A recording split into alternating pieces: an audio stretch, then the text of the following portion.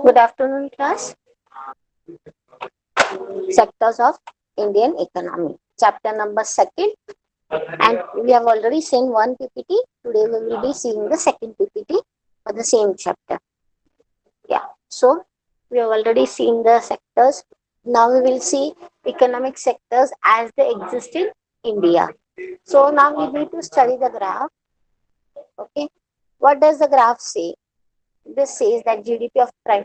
Okay. Before that, so what is GDP? GDP is gross domestic product. Correct.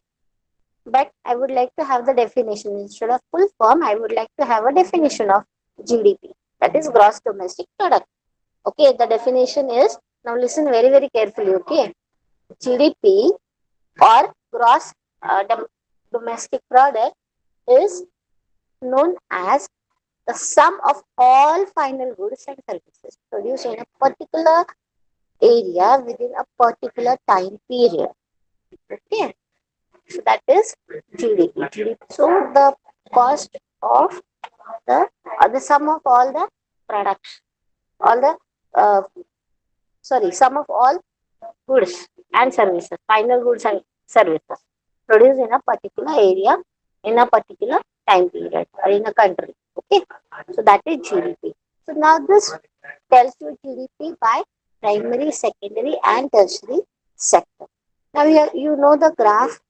You have already done the bar graph in math. Okay. So on the x-axis, you have rupees in crore. Okay. And on the x-axis, you have the years. Right? Are you getting it? Are you able to understand the graph now? And see the index. Blue color shows or denotes primary sector. Then red color denotes the secondary, and the green, or you can say lemon green color denotes the tertiary sector. Okay.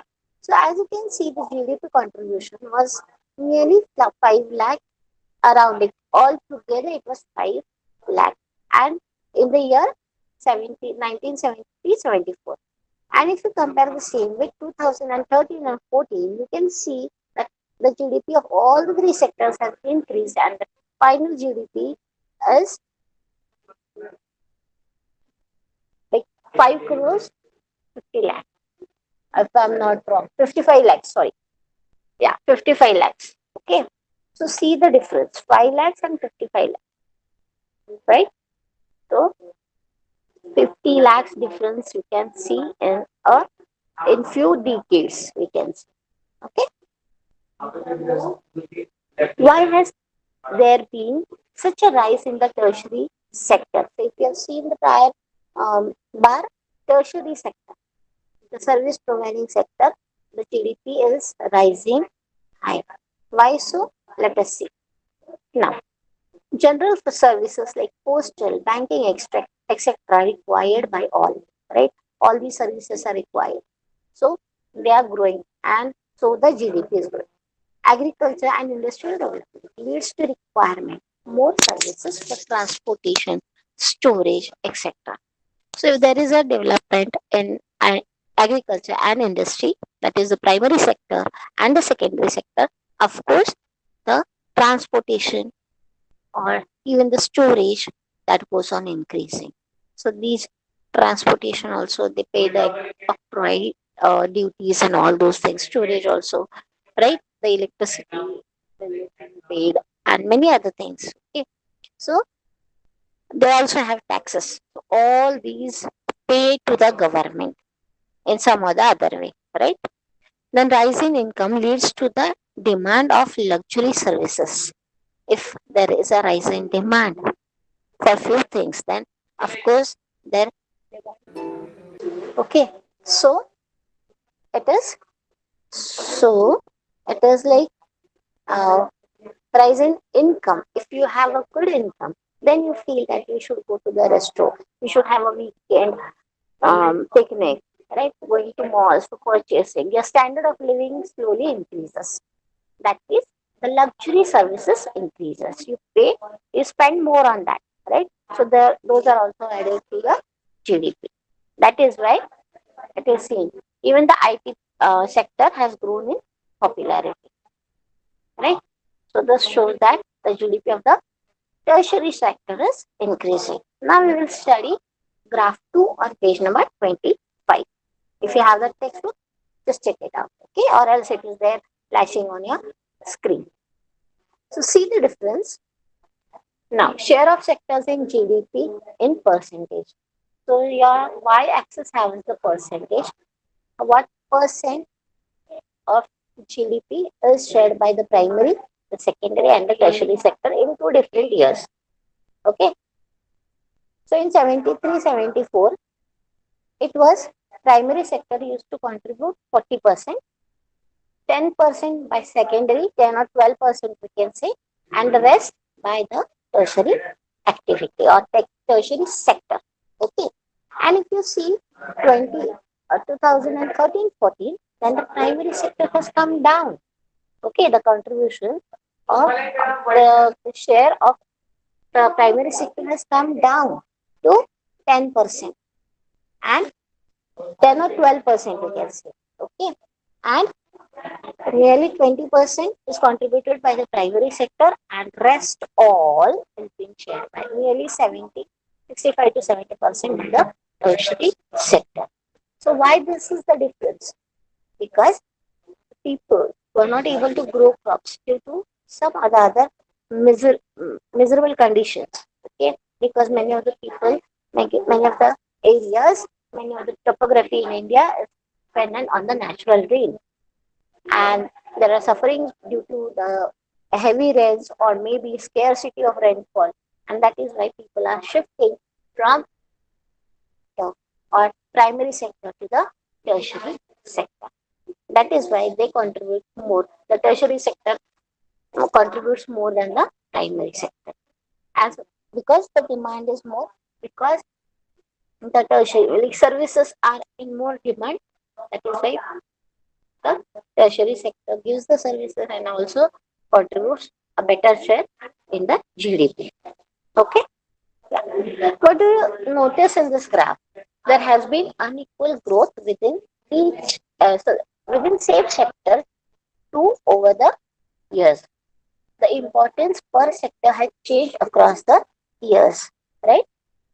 Yes, that is what I have explained you, that the importance. Why importance? Because the contribution of the GDP shows the importance of that particular sector, right? So the importance of sector is changing across the years, as well as there has been an unequal growth, decline as well as growth, right? So how do you think it affects the employment per sector? So it's directly related, right?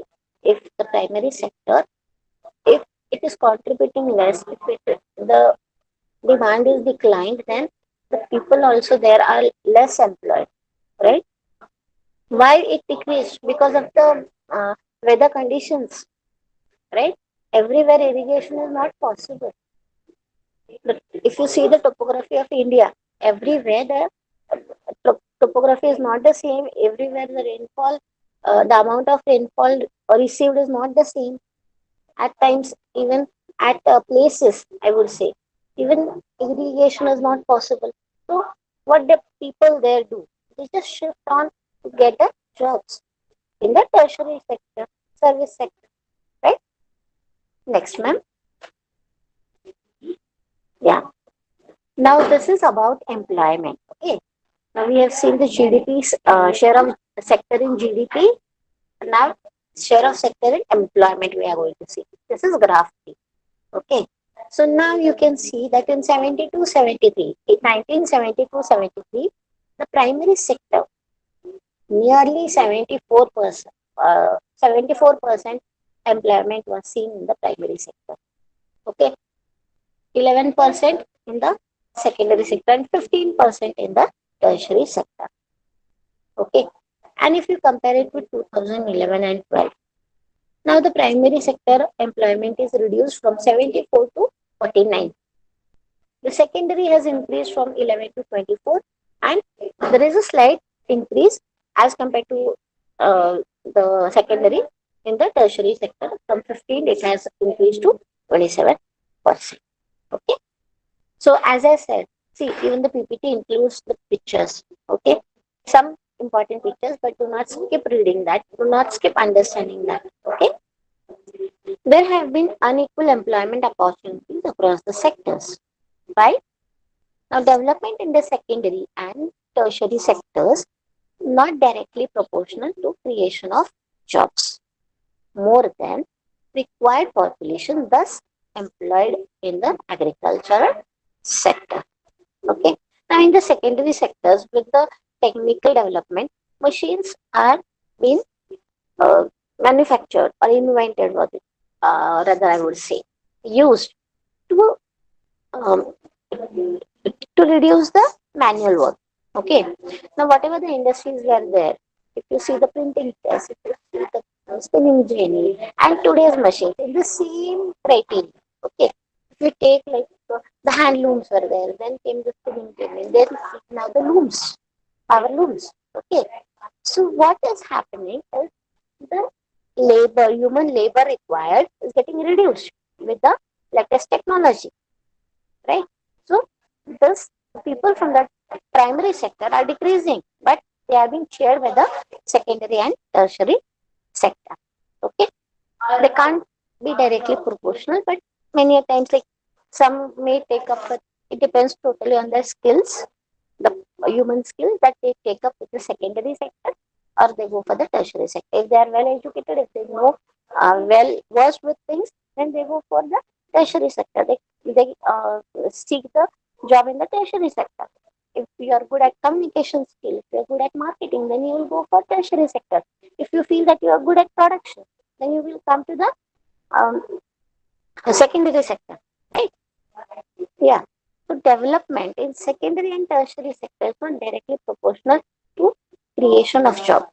Not directly proportional means if there is a development in secondary sector, that doesn't mean that's what I was saying. That if you take an example of a preparation of cloth, okay, so there is a development, okay, but it is a technical development. That doesn't show that there is a requirement creation of jobs. Rather, it is indirectly proportional, right?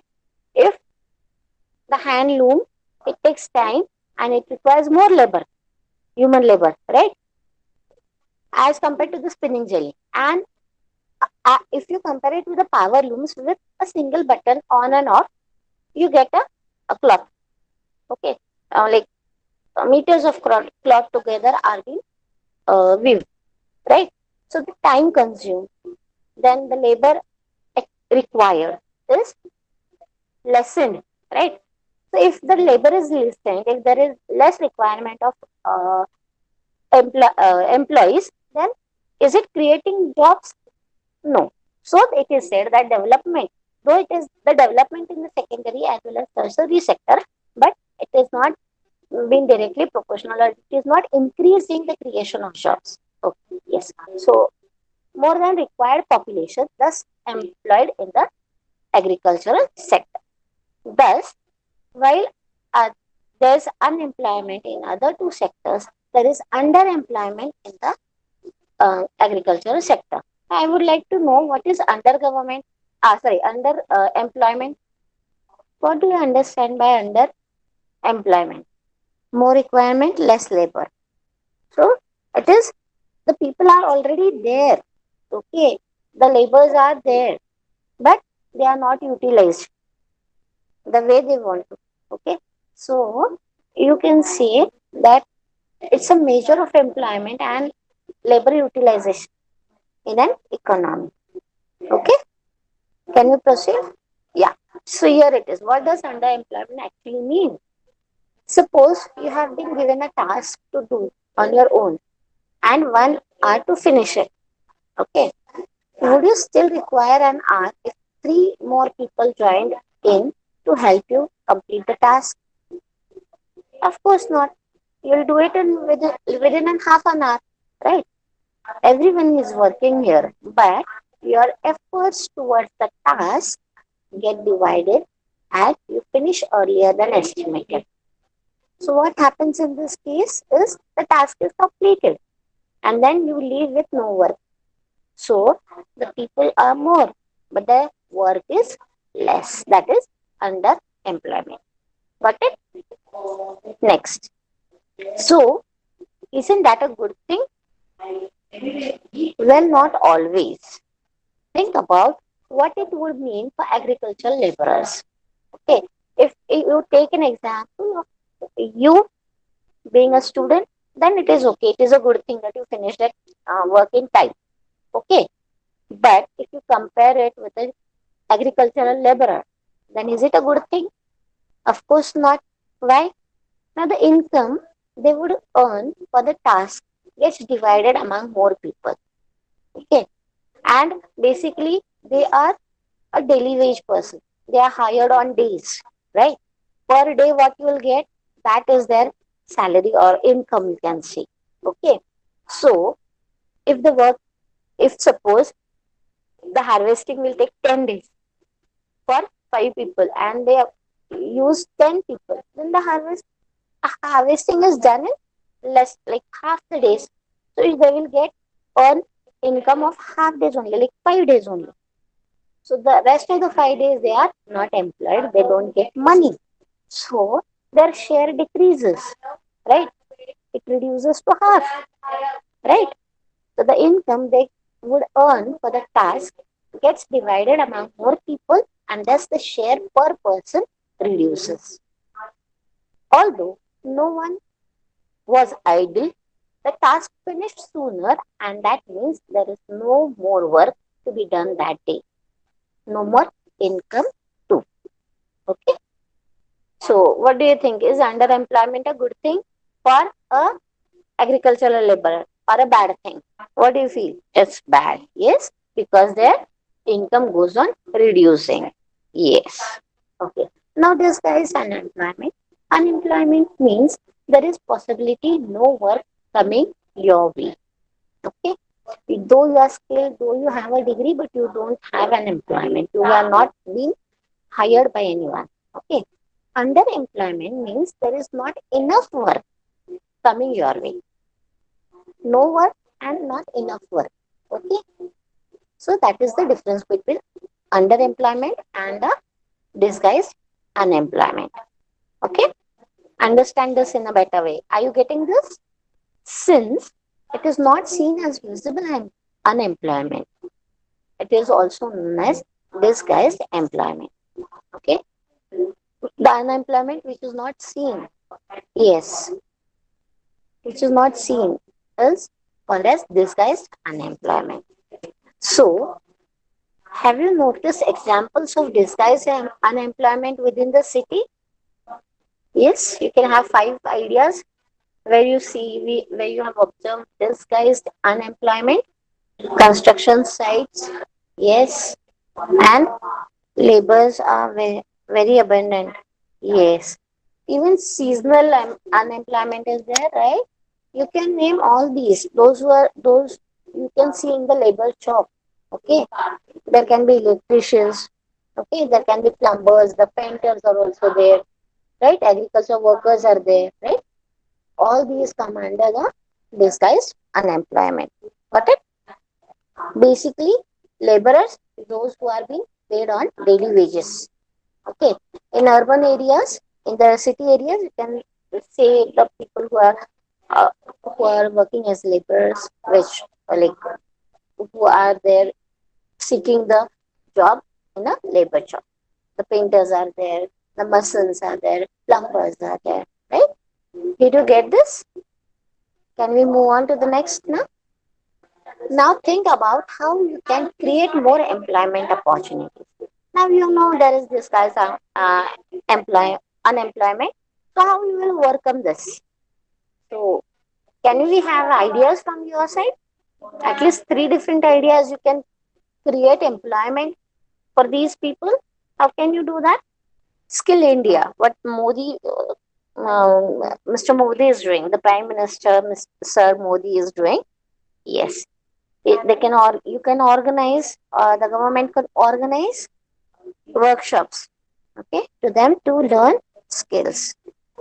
Yes, more quality education can be given. Yes, good. Tourism can be developed. What is going on in Uttar Pradesh, right? All these people, the Uttar Pradesh people, Bihar, the people from Northeast, They were coming to the central part for earning.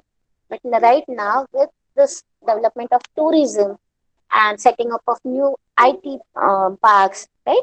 All this is helping them to provide the employment. If any city, if any place starts with the tourism, you require a guide, you require restaurant, you require lodging and boarding, you require water, you require food, right? These whatever are the necessary things, each and every people. Then transportation is there, right? So all these all many things are involved with tourism, right? Then even the regional craft, whatever each and every region in India though has a diversity of craft, right? Diversity in craft such as like each and every place is famous for the clothes, different types of clothes. If you go to Rajasthan, Gujarat, and then Kashmir, Assam, right? They have a different culture. They have different food items. They have different clothes. So this arty craft is also there. Then craft industries can grow up, right? So in this way, we can have new opportunities.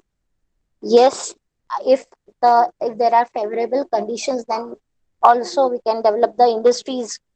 Yes, in that area so that people are employed. Yes, very good.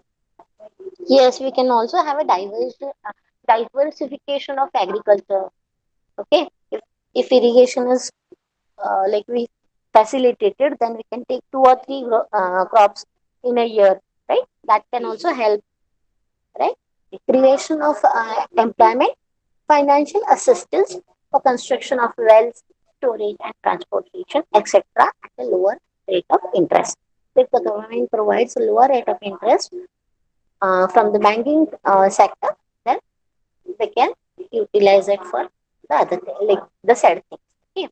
Promote and support small scale industries, thus generating income as well as employment. Okay. Creation of employment generating structures like schools, hospitals. These are the necessities, right? So if we create schools, then the teachers are there, the non-teaching staff is there, the account section is there, the transportations come in, the canteen system comes in. So there is employment as well as income also. Hospitals also the same the thing. The doctors are there, nurses are there, ward boys are there, reception is there, right? Accounting is there. So if we, how we can create more by generating, like by setting up some of the other things. Okay. Identify and develop areas that are conducive for tourism, IT sector, etc. As I've already explained to you. Okay. Can all these goals be achieved immediately? Unfortunately, not. It's not within a snap of a finger that things will differ. So, implementation to the Right to Work Act, also known as Mahatma Gandhi National Rural Employment Guarantee Act of 2005. So, MGNREGA 2005. So under this, government guarantees up up to 100 days of employment annually to those who are able to or need to work. Means they have the skills, but they are not getting the job. For them, the government guarantees 100 days job. In a year, they are employed for 100 days at least. Okay. So this is the provision in the act. If employment opportunities aren't generated, if they don't get a job, and unemployment allowances dispersed. So if still they are not able, if the government is not able to employ such people, then they are given allowance, which is known as unemployment allowance. Okay, fine. Do you think MGNREGA 2005 is referred to as right to work?